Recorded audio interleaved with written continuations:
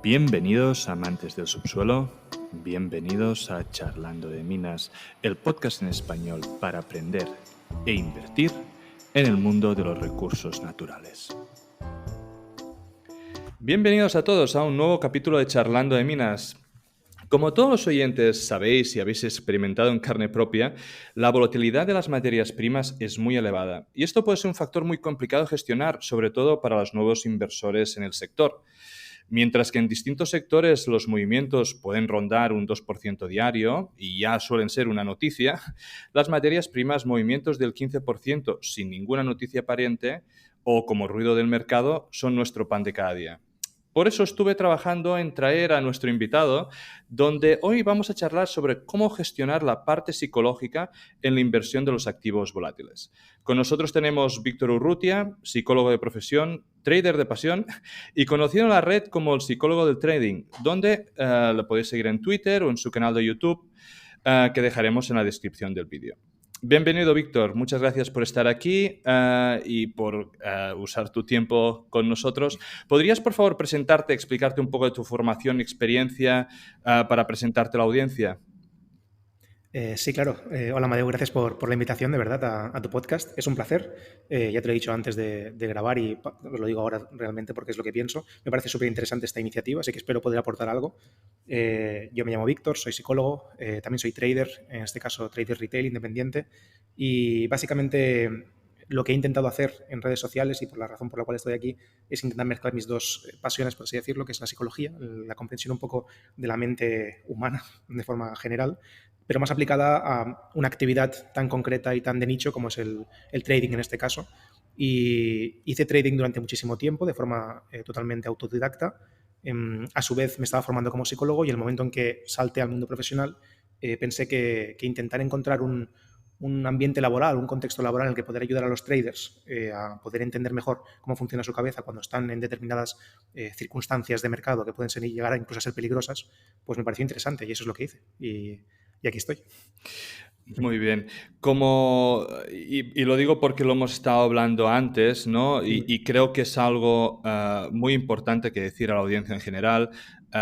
El uso, digamos, de psicólogos, porque la gente pues no puede, ah, pues con el desgaste psicológico que puede tener cualquier acción que nosotros hacemos del día a día, es algo completamente normal. Y alguien que se está iniciando pues en el trading, en lo que está especializado, pero también en la inversión en general, pues que le puede suposar un estrés o no sabe cómo lidiar con eso, nosotros lo que recomendamos es evidentemente acudir a los profesionales donde os pueden dar las herramientas como para que vosotros podáis conllevar y vivir con los distintos estrés, digamos, que puede llevar este tipo de acciones. Y lo que hoy vamos a hacer es, de alguna forma, y de forma muy genérica, digamos, las cosas genéricas no tienen que estar aplicadas o se pueden aplicar a cada uno de los casos de forma evidente, pero sí que vamos a repasar algunos de los casos más evidentes o más comunes y cómo, de alguna forma, desde el punto de vista psicológico,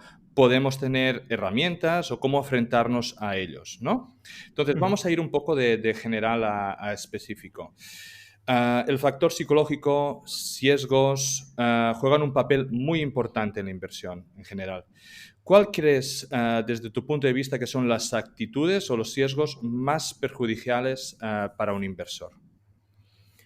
El tema de los sesgos es un tópico, por así decirlo, muy habitual en esta actividad. Es complicado dar, como bien has dicho tú ahora antes en este preliminar, es muy difícil dar un sesgo concreto que le pase a un solo tipo de inversor o de trader, porque al final cada mente funciona distinta dependiendo del contexto en el que se encuentre. No es lo mismo el contexto actual, por ejemplo, de muchos mercados que el que había hace 2 años, 3 años o antes de la pandemia incluso, por lo que la gente suele tener o presentar diferentes sesgos dependiendo de qué tipo de actividad haga a nivel de inversión o de trading y sobre todo también dependiendo de cómo reaccione ante los entornos de mercado. Yo creo que de forma generalista totalmente, te diría que el sesgo el superviviente, por ejemplo, es un sesgo muy habitual que suelo verlo, la verdad, en la mayoría de los casos con los que trato, y es que sobreestimamos las posibilidades que tenemos muchas veces de tener resultados en renta variable o en renta fija incluso. Pensamos muchas veces que los resultados pasados aseguran resultados futuros, o que ideas o hipótesis sobre entornos de mercado con potencial se tienen que cumplir sí o sí, y eso hace que mucha gente suela arriesgar más de la cuenta o entrar en entornos de mercado demasiado volátiles en muchos momentos cuando debería no hacerlo, o lo contrario. Y muchas veces he visto a gente que peca de una especie de miedo inherente al riesgo, entrando en mercados que de forma por su propia idiosincrasia son arriesgados. Entonces, por un lado te diría que el sesgo del sobreviviente es un factor muy relevante en la gente cuando invierte y cuando especula, y el otro lado te diría eh, quizás desde mi punto de vista, la incertidumbre. Como sesgo generalista, te diría que el hecho de no saber tolerar la incertidumbre lleva un gran peso encima de los inversores y de los traders, en el sentido de que si no entendemos lo que significa ser un mercado ante la incertidumbre y los resultados que eso te van a conllevar, si esperas resultados constantes, estables, sólidos a lo largo de tu tiempo como inversor en los mercados, significa que no toleras al 100% o lo que deberías, lo que significa la incertidumbre. Porque no nos preparan, ¿eh? No sé si tú consideras lo mismo, pero yo creo que en la vida real no suelen prepararnos para tolerar la incertidumbre, porque normalmente cuando haces un acto o haces un ejercicio laboral o lo que sea, tienes una recompensa directa. Aquí es más complicado. Aquí puede pasar que hagas todo bien, que estés un tiempo dedicando esfuerzos a tu actividad como inversor o a tus análisis como inversor, y luego que tus resultados sean algo desastroso o negativo o doloroso. Y eso genera ese dolor emocional muchas veces que sufren los inversores y los traders. No sé cómo lo ves tú. Sí, no, estoy completamente de acuerdo. Digamos, mucha de los inversores que se están iniciando, y es un problema en la sociedad actual, se esperan respuestas o estímulos rápidos, ¿no? Uh-huh. Entonces, mucha gente, y por eso lo hemos visto durante la pandemia, con, yo que sé, GameStop y con todas esas Uh-huh. cosas, ¿no? Que ha habido todos los squeeze Uh-huh. del Reddit, pues intentando evidentemente hacer millones con una noche, y Uh-huh. esas cosas evidentemente pasan, pero pasan uno de cada millón. Entonces la Exacto. gente no puede generalizar. También tienes que todos los anuncios, por ejemplo, no voy a decir nombres, ¿no? Pero Sí. distintos brokers dicen, si Uh-huh. hubieses invertido esto 50 Sí. euros ahora, Claro. tendrías 1 millón. Sí, Pues claro, sí, sí, todas sí. esas cosas no Totalmente. ayudan, no Uh-huh. ayudan. Así Entonces, es. sabiendo de que estas son, digamos, estos dos focos, ¿no? Son los Uh-huh. más importantes según tu visión o según la Uh-huh. gente que te ha venido a consultar, y en términos evidentemente generales, Uh-huh. ¿qué, qué les dirías a estas personas? ¿Cómo pueden trabajar para mejorar dichas actitudes, ¿no? Por un lado, Uh-huh. digamos, no sé si sería más, bueno, el miedo al riesgo, ¿no? Has dicho por un Uh-huh. lado, y Uh-huh. el otro, pues bueno, el esperar los resultados de forma inmediata, ¿no? Esa Uh-huh. inmediatez. Sí, es una pregunta, es la pregunta del millón. Al final, intentar encontrar formas de reconducir una conducta creo que es un reto muy complicado, especialmente porque tenemos automatismos creados desde la niñez. Es decir, hemos crecido durante muchísimo tiempo aprendiendo formas de comportamiento que quizás han tenido éxito fuera de los mercados, pero luego reconducir eso dentro de los mercados es complejo. Entonces, de nuevo, pecando de pretencioso muchas veces o de generalista, te diré que yo recomiendo siempre que se trabaje desde el punto de vista científico o estadístico, todo lo que tenga que ver con actitudes en los mercados. En algunos casos no es posible, pero en muchos casos se dispone de mucha data histórica sobre determinados movimientos o determinados comportamientos en los mercados, y creo que muy poca gente accede a ellos o quiere acceder a ellos porque quizás los concibe de una forma muy lejana o como muy complejo. No sé, O creo sea, que tú dirías sí. que, por ejemplo, la gente, en el caso de que la gente pues espere resultados inmediatos, son Uh-huh. gente que probablemente no ha hecho un estudio concreto o ha hecho una tesis bien hecha de algo, y por Sí. lo Uh-huh. tanto no es consciente de los resultados que uno puede esperar, ¿no? Y que si Correcto. esa persona dedica más tiempo al estudio de dónde pone su dinero, pues Uh-huh. verá de que, pues bueno, pues el mercado no siempre es ascendente, de que no se pueden esperar retornos de milagrosos Eso durante una es. semana, ¿no? Y en Uh-huh. el caso de digamos, el miedo al riesgo, ¿no? Sí, O riesgo inherente, ¿qué es lo sí. que...? Yo he encontrado, aquí sí que te puedo dar una respuesta muy concreta y es que normalmente los inversores o los traders que se exponen a riesgos Ujú, no hacen bien su trabajo de tolerancia al riesgo. Es decir, si tú no conoces dónde está tu umbral, en este caso de psicológico, de miedo a perder dinero, porque normalmente no se pierde dinero en la vida cotidiana, muy poca gente pierde dinero por la calle habitualmente, aquí ocurre eso, que tú puedes invertir dinero y perderlo, y esa sensación es rara.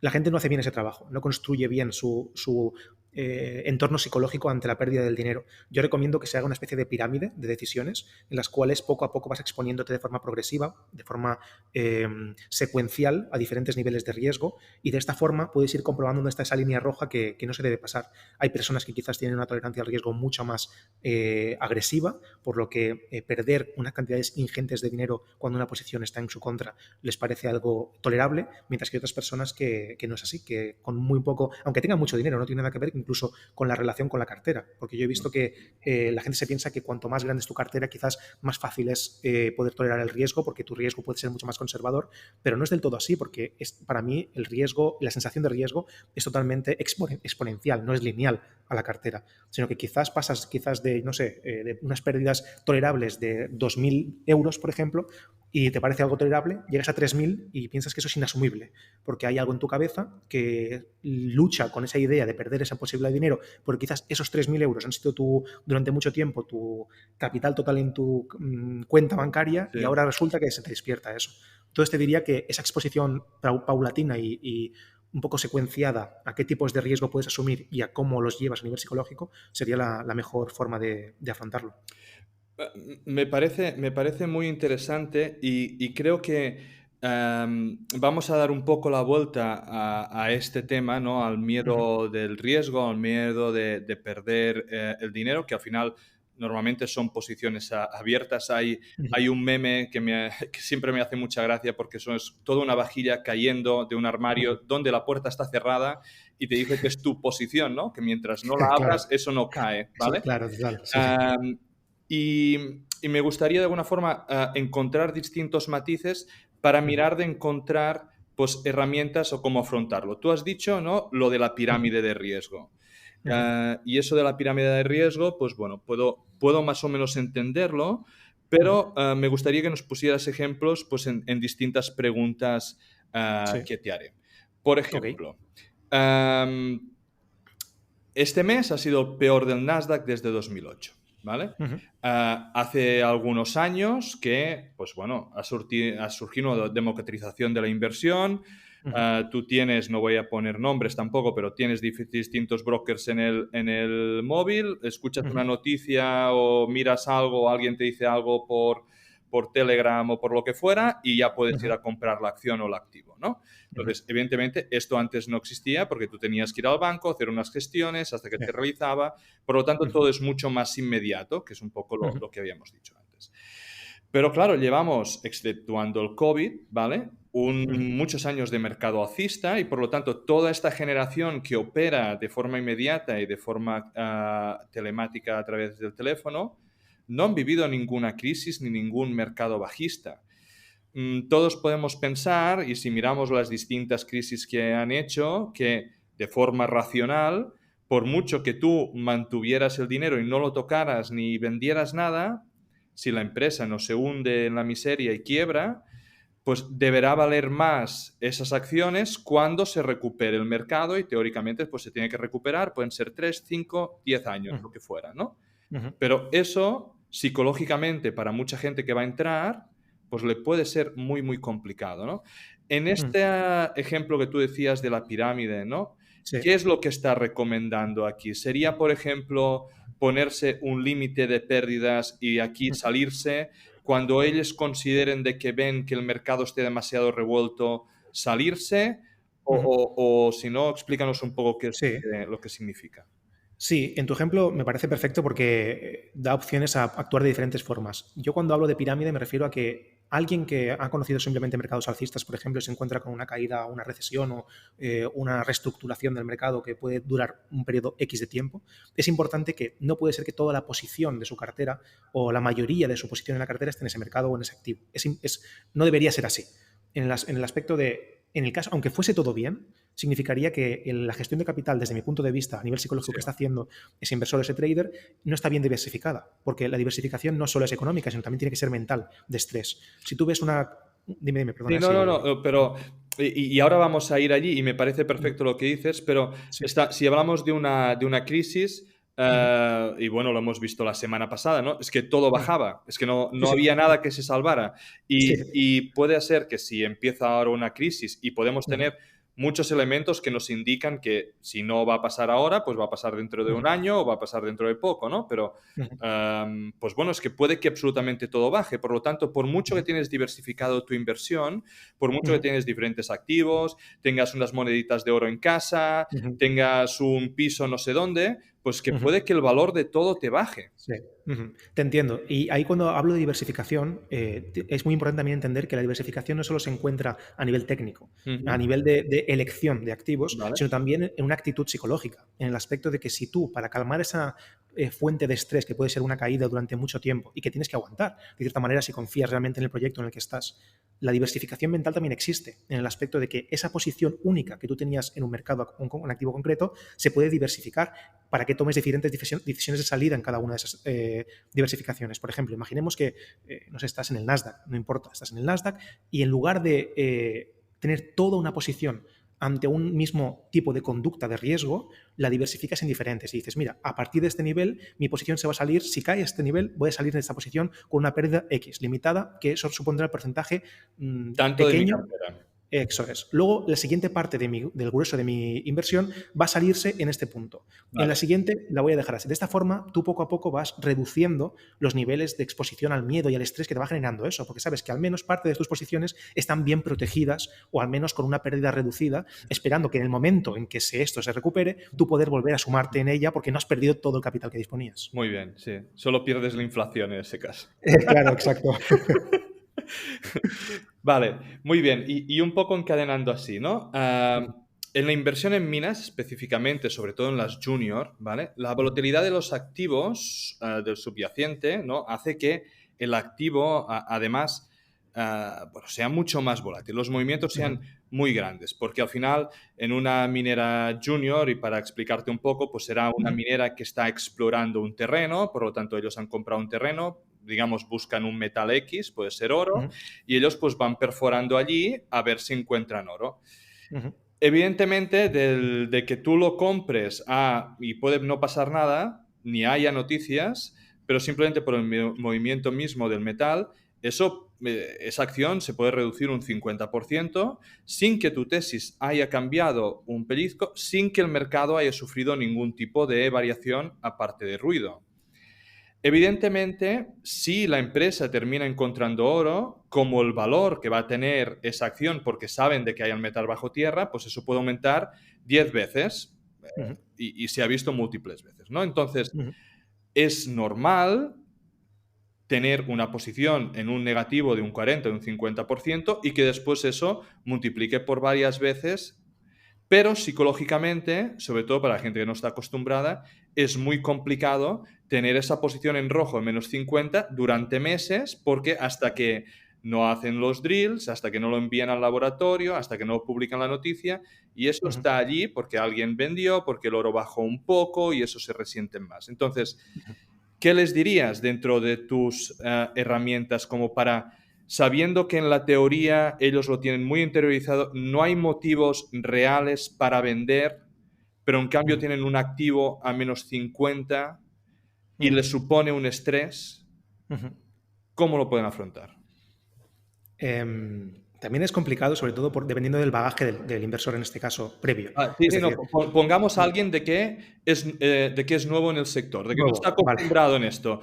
Alguien que pues, ha comprado Facebook, ha comprado Google, ha comprado bonos del Estado, no sé, alguien que sea más Sí. o menos conservador o que tiene o el SP 500, ¿sabes? Ujú, Y que luego pues dice, pues esta minera me han hablado muy bien, la tesis, la miro, me sí. gusta, no sé qué, pum, compra y en 2 días le baja un -40 y dice, ¿dónde me he metido yo? Sí, te entiendo. Yo aquí siempre aconsejaré lo mismo. En este caso, creo que hemos hablado un poco antes de mi forma de interpretar de cómo se operan los mercados en cualquier tipo de metodología posible. Tiene que pasar por un tipo de análisis de datos. Es decir, si alguien quiere iniciarse, por ejemplo, en este caso, a un tipo de explotación de estas características que puede llevar durante meses a tener una cartera o una posición en un -40, -50, sí o sí es importante que se tengan datos de cuántas veces ocurre eso en circunstancias o entornos similares. Porque a mí, yo el ejemplo que siempre pongo es el de la hipocondría. Yo soy hipocondríaco, diagnosticado, y durante mucho tiempo me resultó muy complicado porque no conocía el entorno en el que me estaba encontrando a nivel psicológico, cómo era posible que yo, imaginemos que me dolía la cabeza y pensaba que tenía un tumor, por ejemplo. Sí, sí. Eso, a nivel estadístico, si yo no tengo una base de datos de prevalencia en la población de mi edad concreta, es decir, en un entorno parecido al mío, que me diga que eso no es probable, mi dolor emocional, mi estrés psicológico se aumentaba porque no disponía de esa data que me permitía tomar acción. Sí, el único problema, y te lo voy a poner en específico, es que aquí, ¿no? Que ¿eso es normal? Sí. Sí, puede ser, no sé, el 50% de las veces, ¿no? Dependiendo también si has comprado en un momento donde todas las noticias están diciendo el oro, el oro, el oro, tú compras una exploradora de oro y entonces pasa la noticia del oro, no sé qué, y entonces baja un poco y eso se resiente, ¿no? Eso puede pasar y le puede pasar a mucha gente, cobre, en lo que quieras, ¿no? Pero claro, tú puedes no estar acostumbrado a eso, tienes muy clara, digamos, la tesis, pero lo estás viviendo, ¿no? Y luego tienes, evidentemente, aquí se suma la incertidumbre de que están explorando algo bajo tierra y sí, ellos te lo justifican con diferentes análisis por encima de la tierra, por algunas piedras que han cogido, pero es que, bueno, puede que perforen y no haya nada, ¿me entiendes? Totalmente. Entonces, aquí tienes tanto pues el hecho de tener que aguantar porque tú la tesis la tienes muy clara, pero no estás acostumbrado, entonces, ¿qué herramientas le damos a eso? Y luego las herramientas como para la incertidumbre de no tener una seguridad, que a ver, seguridad no la tiene nadie, pero hay activos que uno siente que es más seguro que el otro, ¿no? Herramientas como para poder sobrellevar eso.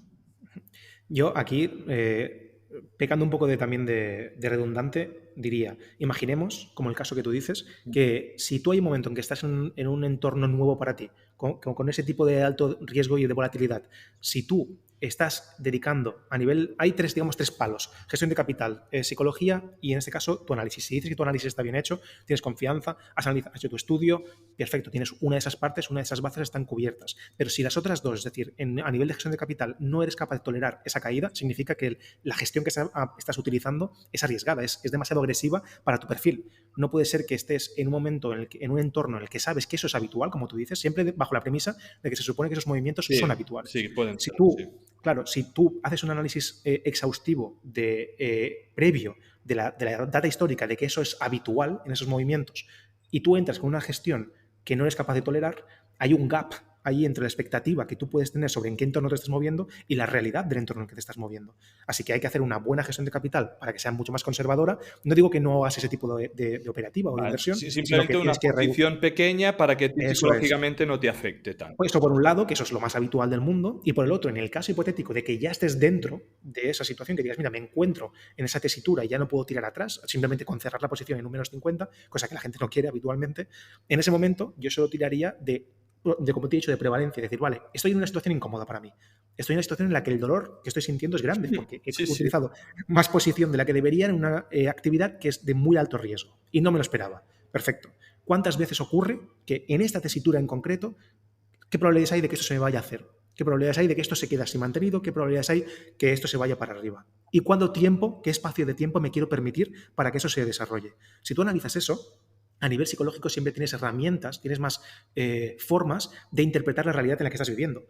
A partir de ahí, encontrar fórmulas alternativas para decir, bueno, vale, sé que esta posición la tengo abierta, voy a intentar abrir otras que me generen de una cierta manera subjetiva sensación de bienestar, de recompensa, porque sé que durante un tiempo prolongado eso, según la estadística, si es lo que te dice, va a estar así. Así que hay que buscar alternativas fuera de esa posición que ya no tiene solución a no ser que la cierres, que repito, es muy complicado, entiendo, para mucha gente que se inicia a cerrar posiciones perdedoras de estas características. Sí. Hay que encontrar alternativas que te den esa recompensa que te permita sobrevivir a lo otro. Por qué la gente le cuesta tanto, y es algo muy común, y todos nos ha Ujú, pasado, pero por qué cuesta tanto cerrar una posición ujú. perdedora? Por tener la razón. Amadeu, es que es tener la Ego. razón. Es ego totalmente. Es ego totalmente. Es decir, cuando tú te inicias en cualquier tipo de actividad, a menos la mayoría de personas que me han ¿Mm? encontrado, que siempre hay genios Sí, sí, budistas sí. que tienen un control absoluto sobre su mente. Pero la mayoría de personas encuentro que tenemos la tendencia a pensar que somos buenos en todo. En todo. Somos buenos en un ambiente, en un contexto, por lo tanto, es seguramente correlacional que seremos buenos en otros. Y te encuentras en que la incertidumbre te come. Escuché o leí en un libro que decían que si tú le preguntabas a la gente si conducía mejor, igual o peor que la media, el 87% más o menos te decía que conducía mejor que la media, cosa que evidentemente no Imagínate, puede ser. imagínate. Sí, sí. Vivimos en una sociedad totalmente de conductores perfectos, Sí, totalmente. Por eso sí. nunca hay pitidos, nunca hay pitos, ¿no? Por la calle ni salto de semáforo. Es brutal, es brutal. Y entonces, vale, tenemos ahora, ¿no? El problema bueno, de ego, de admitir, ¿no? Poder cerrar una posición Ujú, con pérdidas. ¿Qué le dirías? O sea, tú has dicho que si eso es demasiado para ellos, ¿no? Mejor ujú, ir abriendo otras posiciones en las cuales se ujú, sientan más cómodos, supongo, ujú, e ir desplazando esa hasta que se vuelve mucho más pequeña. Pero si tú eso es. quieres hacer el trabajo, ¿no? Ujú, De intentar cerrar esas posiciones de pérdidas, porque al final no deja de ser un capital que tienes allí perdido y es un coste de ujú, oportunidad. ¿Cómo se puede correcto. trabajar para, digamos, superar esa fobia, Ujú, digamos, ujú, o tener la humildad de cerrarlas? ujú. Hay dos caminos posibles, uno previo y uno post. En el previo, o que incluso no solo previo, sino también en medio de esa transacción, es que mi consejo es que siempre se cree una especie de entorno social o familiar que te comprenda en el aspecto siguiente.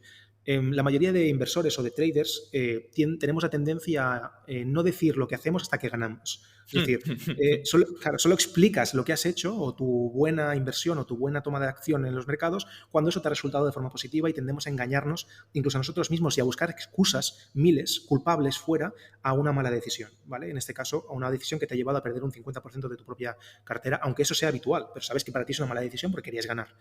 Yo lo que aconsejo es que se limite, se delegue de cierta manera esa responsabilidad sobre los propios hombros, hablando de ello de forma cotidiana con la gente que tienes a tu alrededor. Es decir, mira, pues he tomado una mala decisión, para que entiendan que forma parte de un proceso más largo, que no se trata de que si has perdido el 50% de una posición no implica una catástrofe monumental ni psicológica ni económica para ti, a no ser que lo hayas hecho. Si lo haces de forma económica es un error que evidentemente va a costarte mucho, pero espero que la gente que se mete en este tipo de negocios entienda que no puede hacer grandes inversiones con todo el capital que es disponible, sino que hay que No, hacerlo de una forma un poco más. siempre se tiene que Sí, recomendar invertir eso que puedas eso llegar a es. perder sin que te Eso afecte en tu es. día a día. Correcto. Así que delegar esa parte de responsabilidad en tu entorno para que entiendas que no pasa nada en el caso de que cierres esa posición, ya te quita un peso de encima a nivel psicológico, porque sabes que aunque cierres, no hay culpables, no hay que dar explicaciones, simplemente hay que cerrar y buscar una nueva oportunidad. Por el otro lado, eso es a nivel previo o mientras. A Sí, nivel post, desde mi punto de vista, es importante que se reflexione especialmente en lo que he dicho antes en cuanto a de lo que he hecho actualmente que me ha llevado a perder ese 50%, ese 40% o esa gran pérdida, qué es lo que he hecho de forma incorrecta a nivel de toma de decisión que me ha llevado a no poder tolerar eso. Pero esto no solo tiene que significar ni gestión de capital, ni a nivel sistémico, pueden significar muchas otras cosas de tu vida. Es decir, realmente lo que estás haciendo a nivel de inversión es lo que quieres hacer según tu perfil de vida. Es realmente una vida en la que tus cuentas, tu dinero va a poder caer un 50% aquello que quieres sostener en el largo plazo para estar feliz, para tener una vida mental sana. Te vas a tomarte unas cervezas con tus compañeros y estás pensando en una caída del 50%. Si es así, es importante que hagas una valoración realmente objetiva de si este es tu entorno. Si no es tu entorno y lo determinas de forma objetiva, decir, no, no, es que esto me da más contras que pros, no tiene ningún sentido que se siga haciendo este tipo de actividad a este nivel. vale. Hay muchas otras y hay que encontrar qué perfil es el correcto. Entonces, ya que hablamos de cerrar posición, ¿no? Ujú. ¿Qué dirías, digamos, de también lo típico de cerrar cuando está en rojo? O sea, de comprar en el punto alto y vender en el punto bajo, ¿no? Porque al final Sí, no deja de ser un poco lo mismo. Ahora tenemos sí. de esto de que no tolera, digamos, ni la pérdida ni nada y entonces, eh, ¿qué les dirías, digamos, a esta gente que al final Sí. normalmente son gente que además operan muchísimo y por lo tanto pagan un montón de comisiones y entonces Correcto. no, pierden por todos lados, ¿no? Sí, sí, sí, totalmente, ¿Cómo totalmente. psicológicamente, y eso es muy de gente que inicia, pero Ujú. cómo se puede corregir eso? Supongo que dirás Sí. tesis y, ¿no? Sí, sí, al final piensa que esto es mucho más sencillo a nivel, piensa que hay dos formas de afrontar la psicología. Desde el punto de Eh, vista de consecuencias, en este caso sí que es mucho más complejo, porque si me preguntas, hostia, ¿qué consecuencias tienen esos actos? Ahí es donde se puede reconducir una conducta. El momento de preparar a alguien para tomar una acción se necesita aprendizaje vicario. Es decir, la gente hoy en día, como tú bien has dicho, está todo mucho más democratizado. Las toma de decisiones, la toma de inversiones, hay que aprender de los errores que hacen los demás y de las actitudes que tienen los demás. Si personas como tú, por ejemplo, que dais consejos útiles, oportunos, sobre ciertos tipos de actitudes ante los mercados, en este caso de minería, por ejemplo, te escuchan y aún así, escuchando esta conversación, van a tomar esa misma acción de comprar alto, por ejemplo, comprar arriba, vender abajo y no tolerar la incertidumbre ni los movimientos agresivos que incluso tú estás diciendo que es habitual que ocurran, significa que ese aprendizaje vicario no lo están dejando tener efecto. Están eliminando por completo la posibilidad de aprender de los demás. Solo se van a basar en un aprendizaje por experiencia. Y el aprendizaje por experiencia es un aprendizaje muy duro, muy doloroso. peligroso, sí, muy doloroso, y que no recomiendo a nadie, que evidentemente tiene que ocurrir, pero Sí. hay que aprovechar un poco el conocimiento colectivo para intentar evitar ese tipo de cosas. Eso les diría eso. No hay otra forma de hacerlo. Vale, pues entonces vamos ahora a un par de cositas más que también me interesan. Y esto puede que, bueno, no es específico simplemente de la minería, pero sí que es Uh -huh. bastante común. Normalmente hay gente que tampoco sabe mantener ganancias, ¿no? Uh Y, -huh. y que de alguna forma a veces esto también pasa, ¿no? Que vendes la posición y entonces Uh -huh. cuando esa empieza a subir, ¿no? Pero bueno, Sí. pongamos en las materias primas, siempre lo que termina pasando es por problemas de oferta y demanda, pues termina Uh -huh. habiendo un momento que se está burbujeando, ¿no? Uh -huh. Tenemos ahora el petróleo a más de $100 el barril, tenemos, pues bueno, también el estaño por las nubes. Ahora mismo hay bastantes materias primas por todo Uh -huh. lo del shipping, lo de la energía, pues bueno, que están a un precio muy alto. Entonces, cuando las mineras se lo creen, ¿no? Cuando hay este efecto burbuja que todo sube, el 90% de de las ganancias se realiza en el último 10% de tramo de burbuja. Wow. Evidentemente es un tramo complicado porque las burbujas estallan, ¿no? Uh -huh. Pero cuando tú vendes, si vendes demasiado pronto y ves que eso te multiplica por 2, 3, 4 veces, Uh -huh. evidentemente es difícil de afrontar, ¿no? Entonces, Uh -huh. ¿cómo psicológicamente podemos a la gente... O sea, la recomendación nosotros es ir vendiendo Uh -huh. poco a poco por tramos, ¿no? Que Uh supongo -huh. que será un poco también lo que dirás. Pero Correcto. psicológicamente, tener algo que ves que tira para arriba, tienes allí unas ganancias que sabes que pueden seguir subiendo. ¿Cómo Uh -huh. afrontas psicológicamente esto de no recogerlo? Uh Y -huh. también, si recoges y eso sigue subiendo, ¿cómo no te Uh -huh. tiras de los pelos? Sí. Es que también es muy, muy habitual en este tipo de ejercicios que a la gente haga eso, ¿no? Que salga antes de tiempo y que luego se arrepienta. Has dado con la clave desde mi punto de vista y es lo que nosotros llamamos una estructura de recompensas. Es decir, no puede ser que tú durante un cierto periodo de tiempo estés sufriendo castigos constantes a través de movimientos muy abruptos, de ver tu capital perdido. Esos son, digamos, estímulos muy agresivos para tu salud mental. Si después no estableces una especie de estructura de recompensas positiva que te va permitiendo ver, tocar, es que ese ejercicio de inversión ha tenido frutos y aguantas y aguantas y aguantas, estás aumentando por 10, por 20, por 100, las veces que eso suba, también tu riesgo a tener más dolor emocional. Mm. Así que mi consejo es, si quieres disfrutar de cierta manera de una estabilidad mental cuando hagas este tipo de operaciones, ves recogiendo beneficios, sí o sí, porque de esta forma, aunque al final dejes correr una gran parte del beneficio al final, como no sabes que cuándo eso va a ocurrir, porque si no serías millonario, como tú no sabes cuándo eso va a ocurrir y sabes que esto es incertidumbre, ir cogiendo pequeños premios que no solo económicas, sino psicológicamente te van a permitir estar más estable, tus decisiones después también van a ser más razonables, porque ya tienes siempre algo acumulado. Y vas diciendo, hostia, mira, mi movimiento, esta vez en concreto, me ha salido ciertamente bien, podría haber salido mejor, pero ya tienes una especie de aprendizaje acumulado para que la siguiente vez, no solo aprendizaje técnico, sino también emocional, para saber que la siguiente vez, si vuelves a hacer lo mismo, quizás puedes tener un perfil un poco más arriesgado, a ver qué ocurre, sabiendo que la anterior vez, siendo un poco más conservador, te ha salido bien. Así que Si la segunda vez no te sale bien porque has arriesgado demasiado y te has caído y no has aguantado demasiado hasta que te has vuelto a girar, la tercera vez volverás otra vez a ese perfil más conservador y a tener otra vez recompensas. De esta forma vas equilibrando a medida que vas haciendo operaciones cuál es el perfil que realmente se adapta a ti. ¿Quieres dejar correr hasta arriesgarte al máximo a que eso se te gire o que no consigas nada? ¿O quieres mejor, poco a poco, preparándote para beneficios, para tolerarlos y así sentir ese placer de que tu inversión ha salido bien? Esa respuesta es difícil de concretar si no lo haces con experiencia, como un automatismo, ¿sabes? Claro. Entonces, antes de las preguntas finales, ¿qué hacemos con el FOMO? Eso es algo muy complicado. Podría ser la pregunta de mi vida, ¿qué hacemos con el FOMO? Es verdad, es así. Muy complicado de gestionar. O sea, es complicado de gestionar para la gente que ya lleva tiempo, porque dices, ostras, se me va a pasar este tren. ¿Cómo realmente hacer el trabajo de, pues si se me pasa el tren, siempre hay otros trenes en los que subir? Pero sobre todo para la gente que se inicia es muy complicado, ¿no? Dejarlos pasar. Entonces, o si uno puede hacer el trabajo fríamente calculador en ese momento de si es buen momento o no, ¿no? Entonces, ¿tú qué le dices a la gente que tiene, digamos, este tipo de problema? O no, siempre no es un problema tampoco, digamos. Te entiendo. Una condición. Sí. Yo siempre abogo por utilizar el método científico. Yo soy psicólogo cognitivo-conductual, por lo que mi forma de entender el comportamiento humano y cualquier tipo de conducta que proviene de un pensamiento estipulado, como puede ser el FOMO, tiene que ver, sí o sí, con un mal análisis de tus circunstancias actuales. Sí o sí. Ese análisis tiene unas probabilidades X de salir bien y unas probabilidades X de salir mal. Si tú no conoces eso, tú no conoces, por ejemplo, en qué momento una oportunidad va a volver a ocurrir, en qué porcentaje de veces ocurre en ese contexto en concreto, te entra FOMO, porque piensas que eso no va a volver a pasar, porque no conoces cuántas veces ha pasado previamente y cuál potencial tiene de que vuelva a pasar otra vez.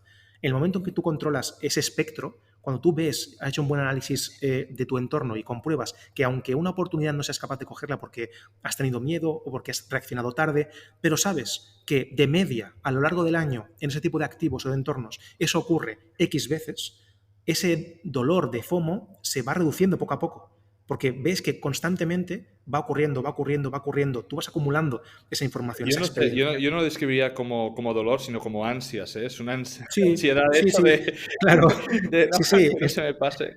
Totalmente. Yo esa ansiedad, por ejemplo, la he sentido muchas veces y a mí me genera un dolor tremendo. Es decir, sobre todo porque me autofustigo mucho. Porque cuando no disponía de datos suficientes como para saber que formaba parte de un fluido de oportunidades, cuando pensaba que era la oportunidad en mayúscula, el dolor que eso me generaba de autosabotaje después era tremendo, porque siempre intentaba buscar constantemente de nuevo esa oportunidad. No sabía cuándo iba a aparecer, no sabía en qué ritmo, no sabía en qué tiempo, así que estaba constantemente forzándome. Yo lo que hago, y ahora eso es una consulta gratis, digamos, Sí.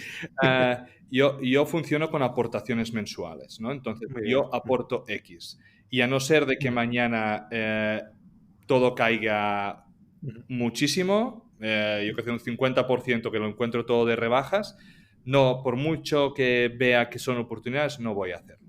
Porque es ese límite, entonces cada mes hay oportunidades y si no veo oportunidades, pues eso se queda en el broker a la espera de que haya una y ya está. O sea, porque si no es que cada semana le estarías metiendo más porque ves que hay opción y si no... Sí, totalmente. Entonces, ya como para terminar, las dos últimas. Alguien que se quiera formar específicamente en la psicología de inversión, ¿le recomendarías algún libro? ¿Le recomendarías algún tipo de charlas? ¿Recomendarías? ¿Qué puedes recomendarle? Un libro, por ejemplo, te daré dos libros si quieres. Uno, hay muchos, y muchos, la verdad, que tienen que ver con temáticas ajenas a la inversión, incluso. Te daré uno relacionado con el tema del trading y otra con algo externo. La primera de ellas es El entrenador del trading, de Stenbarger, creo que es el nombre del escritor, en este caso es psicólogo. Y este libro realmente trata muy bien lo que significa tratar con personas que se dedican a la operativa bursátil, en este caso, y que sufren de problemas psicológicos o de condiciones psicológicas, y que esa persona, en este caso Stenbarger, les ayudaba a entender de cierta manera sus condiciones psicológicas. Ese libro está muy bien para poder hacer ese aprendizaje vicario, como hemos dicho antes, que la gente no hace. Así que por ahí puedes tirar. Y por el otro lado, un libro que yo siempre leo y creo que releo cada año es ¿Por qué las cebras no tienen úlcera? Es un libro muy bueno también respecto a cómo afrontar situaciones de estrés y por qué esos niveles de estrés, de elevación del cortisol, que nos ocurren diariamente, si además le sumas lo que significa la inversión o la especulación, es un caldo de cultivo enorme para que al final te acabe explotando la cabeza y que llegues a ansiedades, a estrés, a muchas circunstancias muy desagradables para la mente humana. Así que por esos dos lados, el por qué las empresas no tienen úlcera y el entrenador del trading, creo que son muy buenos libros para poder prepararte para ello. Perfecto. Y entonces te daría, si puedes dar algún consejo, si quieres dar un par tú mismo, Uh -huh. a aquellos inversores que quieren cuidarse psicológicamente, ¿no? No Uh sé -huh. si tú recomiendas, ah, no sé, pues en momentos que ellos no tienen estrés, qué es lo Uh que -huh. tú, si meditar, si Sí. cuidarse de alguna forma o Uh -huh. no lo sé, ¿qué es lo Uh que -huh. tú recomendarías o qué son los consejos? El mejor que te puedo dar, sin duda, además lo tengo muy claro, es que aprendáis a diferenciar vuestro perfil como inversor y vuestro perfil humano, como persona. Es decir, si no sois capaces de disociar esas dos fuentes de vuestra personalidad, es decir, si estáis tomando, como he dicho antes, cañas con vuestros amigos, estáis en el cine con vuestra pareja, estáis haciendo la cena y seguís pensando en la acción bursátil que habéis tenido abierta o que estáis teniendo abierta o si estáis en ese punto, es importante que aprendáis a disociar eso. Y aprender a disociar esas dos personalidades de alguien que está dedicándose a una actividad laboral o con potencial laboral y alguien que vive la vida es muy importante para tener salud mental. Porque si no, lo que estás haciendo es un trabajo de 24 horas constante. Constante, 24 horas, Sí, pero 24 horas, Víctor, 24 horas. esto, y entiendo que es general, esto también Uh pasa -huh. mucho con el trabajo, ¿no? De que la Sí, gente se uh lleva el -huh. trabajo a casa o que Correcto. preocupaciones Uh -huh. que tú tienes las vas arrastrando todo el día. Entonces, Correcto. Uh -huh. entiendo muy bien de que, pues, algo que te genere un estrés, ya sea Uh -huh. en la inversión, ya sea en el mundo laboral, pues te puede afectar, pero Uh ¿cómo -huh. lo haces como para disociar? Es la única forma de disociar un tipo de perfil de personalidad de otro es cerrar de una forma reglada tu actividad. Es decir, igual que en el trabajo, la forma de no llevarte trabajo a casa es saber cuándo suena la campana, por así decirlo, fichar.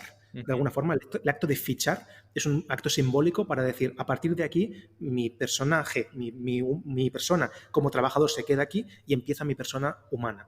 En la inversión y en el trading, en cualquier tipo de actividad especulativa, tienes que hacer lo mismo, buscar de forma simbólica un acto, un momento, algo que te permita decir, a partir de aquí ficho y se acaba mi tiempo como especulador. Para que entendáis de forma totalmente, ¿cómo decirlo?, trasladable, yo lo que hice fue usar una oficina. Yo antes operaba en casa, operar en casa me llevaba a no saber disociar mi parte de ocio, por así Claro. decirlo, de mi parte laboral. Así que en el momento en que yo me creo un espacio reducido y aparto todas mis pertenencias relacionadas con el mundo de la inversión a ese lugar, cuando abro y cierro la puerta y se acaba mi jornada de ese día, yo hasta el día siguiente no hago nada relacionado con eso porque lo tengo todo ahí metido. Sí, pero pensar debes pensar de vez en cuando. Una cosa es pensar de forma, ¿cómo decirlo?, intrusiva. Es decir, de forma intrusiva Que todos te tenemos vengan los pensamientos. Claro, pensamientos y que tú eso, amablemente, pues, los saques, ¿no? claro, la otra cosa es prestarles atención, es decir, tú de forma totalmente intrusiva, como les pasa a cualquiera, piensas en mil cosas a lo largo del día, pero no les das una atención selectiva a ellas, Muy bien. simplemente te pasan por la cabeza y punto. Hacer ese ejercicio de aprendizaje en el que si te viene un pensamiento sobre una inversión que estás teniendo que te está cayendo un 50%, como hemos dicho antes, si en ese momento ese pensamiento intrusivo te llega, pero tú lo que haces es dejar de hacer lo que estás haciendo en ese momento, como tomar una cerveza, y empiezas a pensar en eso, ese pensamiento intrusivo se vuelve un pensamiento selectivo. Y hay que erradicar esos pensamientos. Y la forma de erradicar es entrenamiento. Es que cada día, cuando hagas eso, vuelvas de nuevo a la actitud del día anterior. Cierras la puerta y dejarlo de lado. Yo me encanta, todo esto que dices y tienes, la razón.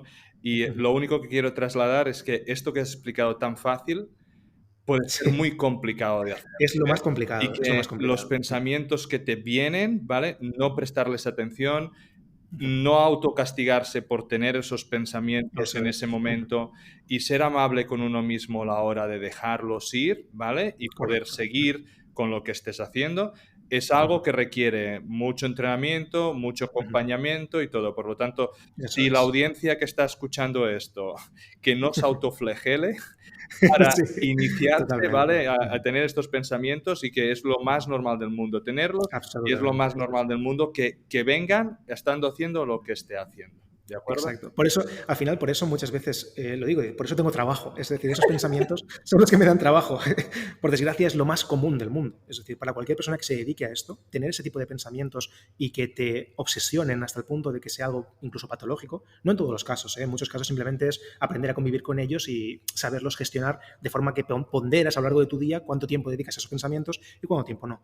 Pero hay momentos en los que si eso se vuelve muy abusivo, se vuelve muy controlador de tu día a día, es cuando, desde mi punto de vista, hay que buscar ayuda de un profesional. No digo de mí, de cualquier psicólogo o psicóloga, que te ayude a decir, mira, pues quizás hay que reestructurar de cierta forma tus hábitos de vida, tu forma de entender lo que estás haciendo a día de hoy para que así seas un poco más feliz. Sí, pero quiero decir que, y aquí Víctor no, no paga nada, ¿eh? Pero realmente es el único que si buscáis así un poco por la red en español, realmente está como muy especializado en lo que es trading e inversión y por lo tanto yo estoy muy, muy agradecido por tu tiempo, por tener la A ti, posibilidad de Amadeo, de hablar de verdad. estos temas que a veces son temas de que todo el mundo nos afectan, pero que no se habla lo suficiente y que Ajá. tienen un impacto muy, muy grande a la hora de invertir, porque, y también es un dato que leí, y esto la diferencia a veces entre sexos, ¿no? También de que Ajá. los hombres operaban mucho más, Ujú. las mujeres operaban menos, y que la gente que operaba menos tenía mayor tendencia a tener mejores beneficios, simplemente por Ujú. no dejarlos. Y eso no deja de ser, pues, todo lo que hemos estado hablando, y que no vamos a repetir, pero durante la Ujú. charla de esas actitudes y de tener claros distintos conceptos. Así que Totalmente. nada más, Víctor. Espero Ujú. que podamos repetir esta charla un tiempo en el Claro. futuro y Ujú. muchas gracias por tu tiempo. Gracias a ti, de verdad, Amadeo, y a toda la comunidad. En este caso, cualquier momento en que pueda aportar algo para que sea algo útil, contad conmigo y os agradezco de verdad que me hayáis escogido como lo hayáis hecho. Gracias. Gracias. Este podcast no deja de ser un relato personal de mi camino para aprender en el mundo de la inversión de las materias primas. En este podcast vamos a intentar sacar contenido educativo, entrevistas con empresas y tesis de inversión para que juntos podamos aprender de este fascinante mundo del subsuelo. Si crees que el contenido vale la pena, por favor dale me gusta, suscríbete al canal y compártelo. Soy Amadeo Bonet, bienvenido a Charlando de Minas.